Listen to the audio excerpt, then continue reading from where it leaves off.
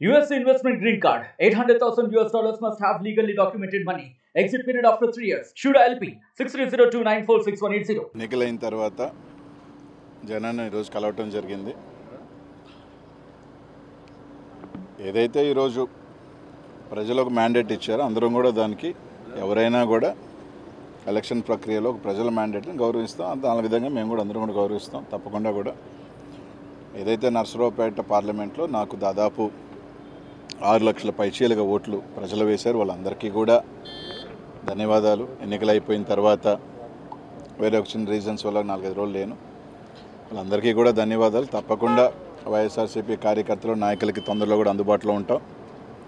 అదేవిధంగా పార్లమెంట్లో ఒక 40,000 ఓట్లు నేను ఆ ప్రాంతానికి కొత్త అయినా కూడా దాదాపు నాకు ఎక్కువ రావటం జరిగింది. సో వాళ్ళందరికీ కూడా ధన్యవాదాలు.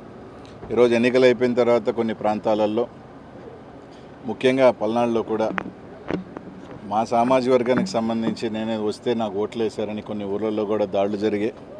కొన్ని ఊర్లలో భయభ్రాంతులు కూడా కొన్ని జరగడం జరిగింది. వినుకొండ కానీ సత్తెనపల్లి కానీ, అలాగే ఒక సోదరుడు ఆత్మహత్య కూడా చేసుకున్నాడు, ఒక ఉప సర్పంచ్ సత్తెనపల్లి. తప్పకుండా వాళ్ళందరినీ కూడా కలుస్తాం, వాళ్ళకి భరోసా ఇచ్చే కార్యక్రమం చేస్తాం. ఈరోజు వాళ్ళకి ప్రజలు మ్యాండేట్ ఇచ్చారు. తప్పకుండా వాళ్ళు చేసిన హామీలన్నీ కూడా మంచి చేయాలి మనస్ఫూర్తిగా, ప్రజలకి మంచి చేయాలి మనస్ఫూర్తిగా కూడా కోరుకుంటాం. వాళ్ళకి అన్ని రకాలుగా కూడా ఏదైతే వాళ్ళ కూటమికి ఇచ్చిన మ్యాండేటు, ప్రజలకు ఇచ్చిన హామీలు అన్నీ కూడా నెరవేర్చాలని కోరుకుంటాం. తప్పకుండా కూడా ప్రజాక్షేత్రంలో వాస్తవమే ప్రజలు మాకు పెద్ద ఎత్తున ఒక భారీ మ్యాండేట్ ఇచ్చారు. మా తప్పొప్పులు ఏదన్నా ఉన్నా కూడా తప్పకుండా సరిదిద్దుకుంటాం. ప్రజలకి నిరంతరం మళ్ళీ అందుబాటులో ఉండే కార్యక్రమాలు తొందరలో కూడా మళ్ళీ వాళ్ళకి కూడా కొంత అవకాశం ఇస్తాం. న్యూ గవర్నమెంట్ కాబట్టి తప్పకుండా కూడా తప్పులు చేస్తే ప్రజల పక్షాన్ని నిలబడతాం, మా కార్యకర్తల పక్షాన్ని నిలబడతాం. ఈ రోజు కూడా జగన్మోహన్ రెడ్డి గారు ఒంటరిగా పోటీ చేసినా కూడా 40% ఓట్ షేరు ఈరోజు జగన్మోహన్ రెడ్డి గారు సాధించుకోగలిగారు. సీట్లు రాకపోయినప్పుడు కూడా దాదాపు 40% ఓట్ షేర్తో ఈరోజు జగన్మోహన్ రెడ్డి గారు ఉన్నారు. మళ్ళీ బౌన్స్ బ్యాక్ అవుతాం, ప్రజల పక్షాన్ని నిలబడతామని చెప్పి తెలియజేస్తూ ఉన్నాం. కొంతమంది అనిల్ అజ్ఞాతంలోకి వెళ్ళిపోయాడు. ఎన్నికలైంది 4వ తారీఖున 6-7 రోజులు అయింది. దీని లోపలికి అడిగి పారిపోతాం.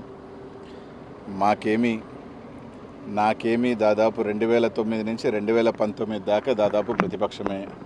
కేవలం 5 సంవత్సరాలే అధికారం. దాంట్లో కూడా చిట్ట చివరి 2 సంవత్సరాలు ఒక రకంగా స్థానికంగా నాకు అనేక ఇబ్బందులే పడ్డా. దానివల్ల దాదాపు 15 సంవత్సరాలు నా రాజకీయ జీవితంలో 10 సంవత్సరాలు ఇంకొక 5 సంవత్సరాలు ఉంటాం. దానివల్ల ఏదో ఇబ్బంది పడిపోయేది. తప్పకుండా ఏ దానికైనా కూడా ఏం చేసినా కూడా సిద్ధంగా కూడా ఉంటాం. రాజకీయాల్లోకి వచ్చిన తర్వాత ఏ నిర్ణయం తీసుకున్నా ఏ దానికి చేసినా కూడా కట్టుబడి ఉంటేనే కదా రాజకీయాల్లోకి వస్తాం. నిజమే, మా వల్ల పొరపాట్లు లేకపోతే మేము అధికారంలో ఉన్నప్పుడు కొన్ని మా రకరకాలు వల్ల మేము ఓటమి చెందొచ్చు. తప్పు ఓటమి చెందినంత మాత్రాన దాన్ని సరిదిద్దుకొని మళ్ళీ వెళ్తాం. మాలో లోపాలేంటి? కొంతమంది చెప్తా ఉన్నారు మంత్రుల వల్ల నోటు దూల వల్ల ఓడిపోయారు, మంత్రులు దీనివల్ల ఓడిపోయారని. రైట్, నిజంగా మా పొరపాట్లు ఉంటే ఎవరైనా కానీ తప్పకుండా మా తరపు నుంచి సరి చేసుకోవాలంటే సరి చేసుకుంటాం. ప్రజలు మేము అలా ఉన్నాం కాబట్టి మాకు ఈ మ్యాండేట్ ఇచ్చారు మా అందరికీ అనుకుంటే తప్పకుండా దానికి సంబంధించి సరిదిద్దుకొని ఇంకా మెరుగ్గా వెళ్తాం. ఒక అపజయం కానీ వస్తే ఆ అపజయంలో నుంచి మనం సరిదిద్దుకొని దీంట్లో ఓహో ఇది పొరపాటు జరిగింది అని చెప్పుకొని గెలుపు దిశగా దాన్ని ముందు తీసుకువెళ్ళే ఆలోచనలో వెళ్తాం తప్ప ఓడిపోయాము కాబట్టి కృంగిపోయి మూల కూర్చునే పరిస్థితి అయితే ఉండదు. తప్పకుండా నా రాజకీయంలో నాకేం ఓటమేం కొత్త కాదు. 29 సంవత్సరాల్లోనే ఓటమిని చూసినా ఎదుర్కొన్నా. భగవంతుడి దయ వల్ల కొంతమంది కోరుకున్నట్టు ఒక చిన్న స్థాయి వ్యక్తిని ఎవరు అండదండలు లేకపోయినా ఈ రాష్ట్రంలో చిన్న వయసులోనే 2 సార్లు ఎమ్మెల్యే అయినా ఉండి మంత్రి అయినా ఉండి, అది జగన్మోహన్ రెడ్డి గారి ఆశీస్సుల వల్ల, మా నెల్లూరు ప్రజల ఆశీస్సుల వల్ల. ఆయనతో వెంట ఉంటాం. ఆయనకు మంచి ఉన్నప్పుడు బాగున్నాం, ఆయన బాగా కష్టంలో ఉన్న ఆయన ప్రతిభ ఉన్నాం. బాగున్నప్పుడు మమ్మల్ని బాగా చూసుకున్నాడు. ఈరోజు ఆయన మళ్ళీ కూడా ఆయనతోనే ఉంటాం, ఆయనతోనే నడుస్తాం, కడదాకా కూడా ఆయనతో ప్రయాణం చేస్తాం. ఆయన కష్టాల్లో ఉంటాం, అన్నిట్లో ఉంటాం. మేము ప్రజల పక్షాన ఉంటాం. వాళ్ళు కానీ ఏదైతే హామీలు ఇచ్చారో లేకపోతే ఖచ్చితంగా నిలదీసే కార్యక్రమం కూడా చేస్తాం. కానీ దాంట్లో మాలో లోపాలని సరిదిద్దుకుంటాం. తప్పకుండా కొందరు చెప్పినట్టు మాలో ఏమైనా లోపాలు ఉంటేనే ఏదో చిన్న ఉంటే తప్పకుండా సరిదిద్దుకొని ఇంకా మెరుగ్గా వచ్చే కార్యక్రమం చేస్తాం. దాడులు దయచేసి ఈరోజు వాళ్ళకి మ్యాండేట్ ఇచ్చారు. ఈరోజు ఆ రోజుల్ని చూస్తున్నాం. పల్నాడులో ఏ విధంగా దాడులు చేస్తున్నారు, ఏ విధంగా ఊర్ల మీద పడి చేస్తున్నారు.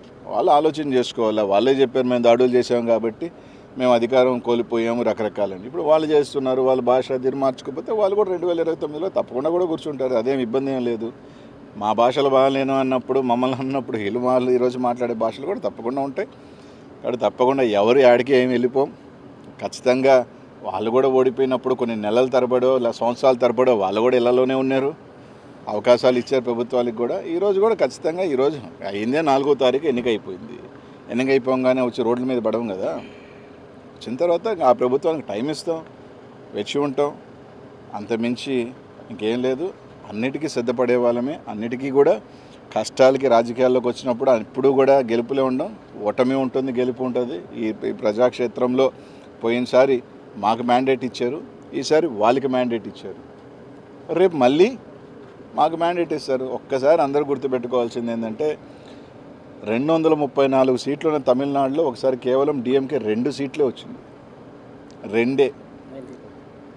తర్వాత ఎన్నికల్లో మళ్ళీ గవర్నమెంట్ 4 సార్లు డిఎంకే రాజకీయ జీవితంలో డిపాజిట్స్ కోల్పోయింది, 4 టైమ్స్, ప్రతిసారి గెలిచింది.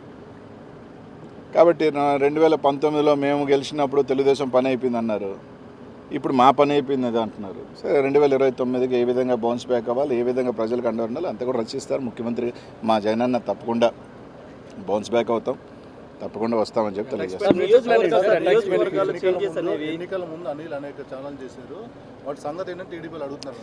ఇప్పుడు ఒకసారి మీరు అందరూ ఆలోచన చేయాలా. నేను ఛాలెంజ్ విసిరాను కానీ ఛాలెంజ్ ఎవరు తీసుకోవాలి. ఎలా ఉంటారంటే నేను ఛాలెంజ్ విసిరినమాట వాస్తవమే. నేను ఛాలెంజ్ విసిరినప్పుడు అవతల ఛాలెంజ్ తీసుకొని రైట్ మేము కట్టుబడి ఉన్నాం ఈ ఛాలెంజ్కి అని చెప్పుకుంటే బాగుండేది. ఎన్నికలు అయిపోయిన తర్వాత అప్పుడు ఛాలెంజ్ చేసేవి కదా అంటే అలా కాదు కదా. నేను ఒక సవాల్ విసిరినప్పుడు ఆ సవాల్ స్వీకరించేవాడు కూడా స్వీకరించుకొని చేస్తుంటే బాగుండేది. రైట్. ఏదో సామెత ఒకటి ఉంది, హనుమాన్ జంక్షన్లో నాకు బాగా నచ్చిన డైలాగు, గెలిచినోడు చెప్తాడు ఓడినోడు వినాలని. ఈరోజు వాళ్ళు చెప్తున్నారు, మేము వింటాం, పర్వాలేదు. ఈరోజు వాళ్ళు ఏదైనా చెప్తున్నారు, రైట్, వాళ్ళు ట్రోల్ చేసుకుంటున్నారు, చేసుకునే అబ్బాయి ఇబ్బంది ఏం లేదు. ట్రోల్ చేసుకునే స్థాయిలో మేము ఉన్నామంటే మేము ఎదిగినట్టే. We're in public. Good publicity or bad publicity is a publicity. Sir నియోజకవర్గాల మార్పులు ఓటమిలో ఎంతవరకు ఫ్యాక్టర్కి పనిచేయండి? ఏమీ ఇప్పుడు కాదంటారు అది. పల్నాడులో నాకు 40,000 ఓట్లు ఎమ్మెల్యేల కన్నా ఎక్కువ వచ్చినాయి కదా.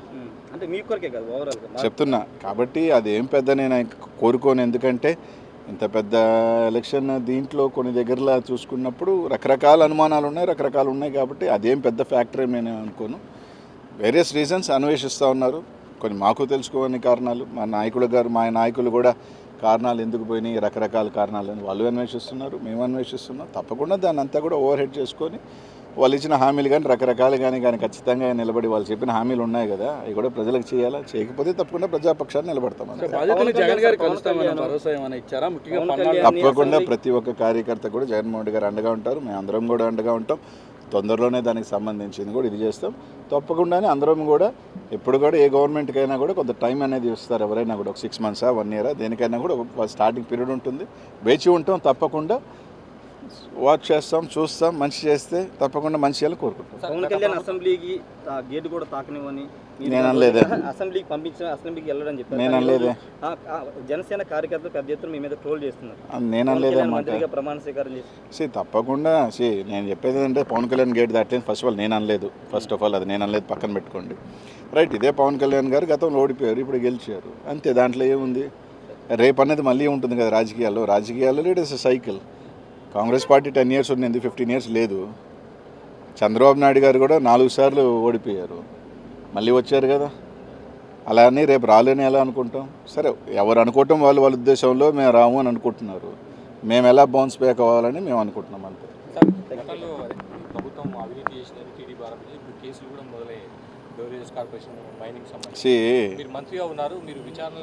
అన్నిటికీ వాడు గుర్తుపెట్టుకోండి, అన్నిటికీ సిద్ధంగానే ఉంటాం. దేనికైనా వాళ్ళు చేసినప్పుడు తప్పకుండా. ఇప్పుడు వాళ్ళకి కక్ష సాధింపు చేయని అంటున్నారు, మళ్ళీ ఒక పక్క చేస్తామంటున్నారు. అన్నిటికీ కూడా సిద్ధంగానే ఉంటాను కదా. రాజకీయాల్లో పారిపోం కదా అందరమే. మరిన్ని వీడియోస్ కోసం ఛానల్ ని సబ్స్క్రైబ్ చేయండి. లేటెస్ట్ అప్డేట్స్ కోసం వాట్సాప్ ఛానల్ ని ఫాలో చేయండి. అండ్ లింక్ డిస్క్రిప్షన్ లో ఉంది.